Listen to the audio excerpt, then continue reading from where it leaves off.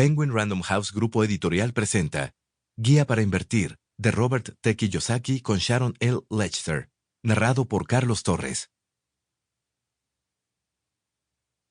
El consejo de un padre sobre invertir. Hace muchos años le pregunté a mi padre rico, ¿qué consejo le darías a un inversionista promedio? Su respuesta fue que no sea promedio. La regla 90-10 del dinero. La mayoría de nosotros hemos escuchado sobre la regla de 80-20. En otras palabras, 80% de nuestro éxito proviene de 20% de nuestros esfuerzos. Esa regla, creada por el economista italiano Wilfrido Pareto en 1897, es también conocida como el principio del menor esfuerzo. Mi padre rico estaba de acuerdo con la regla de 80-20 respecto al éxito en general en todas las áreas, excepto en lo relacionado con el dinero. Cuando se trataba de dinero, él creía en la regla de 90-10.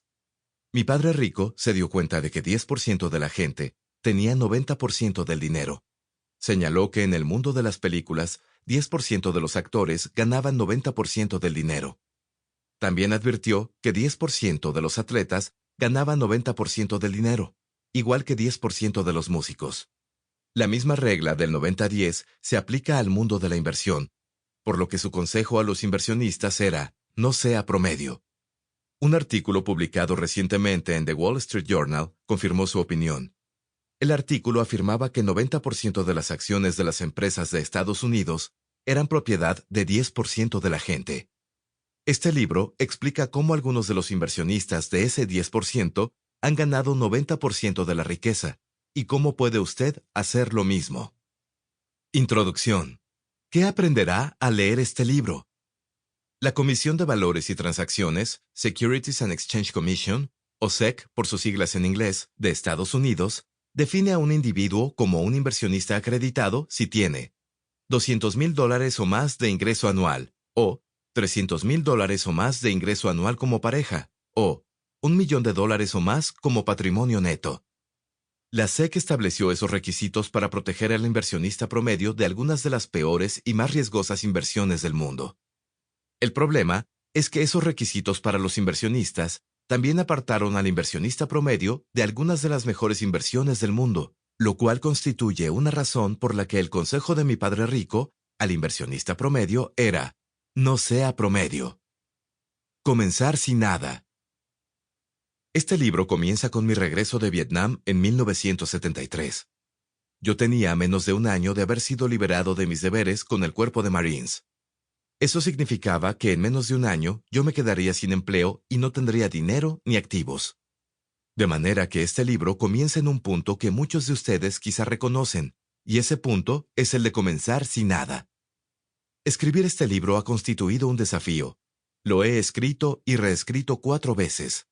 El primer borrador comenzó en el nivel de inversionista acreditado de la SEC, el nivel que comienza con un ingreso anual mínimo de $200,000. Después de haber terminado el libro por primera vez, fue Sharon L. Lechter, mi coautora, quien me recordó la regla de 90-10 sobre el dinero de mi padre rico. Sharon dijo, aunque este libro trata acerca de las inversiones que realizan los ricos, la realidad es que menos de 10% de la población de Estados Unidos gana más de $200,000 al año. De hecho, creo que menos de 3% gana suficiente para calificar como inversionista acreditado. De manera que el desafío de este libro consistía en escribir acerca de las inversiones que realizan los ricos, inversiones que comienzan con un requisito mínimo de $200,000 en ganancias, y aún así agregar a todos los lectores, sin importar si tienen o no dinero para invertir. Ese era un gran desafío, y fue la razón por la que fue necesario escribir y reescribir este libro en 4 ocasiones. Ahora comienza en los niveles más básicos de inversionista y asciende a los niveles más sofisticados. En vez de comenzar en el nivel de inversionista acreditado, el libro comienza ahora en 1973, porque fue entonces cuando yo no tenía empleo, dinero ni activos. Se trata de un punto en la vida que muchos hemos compartido. Todo lo que yo tenía en 1973 era el sueño de que algún día sería muy rico y me convertiría en un inversionista que calificaría para realizar las inversiones de los ricos. Inversiones de las que han escuchado muy pocas personas, sobre las que se escribe poco en los periódicos financieros y que se venden en el mercado informal por los corredores de inversiones. Sample complete. Ready to continue?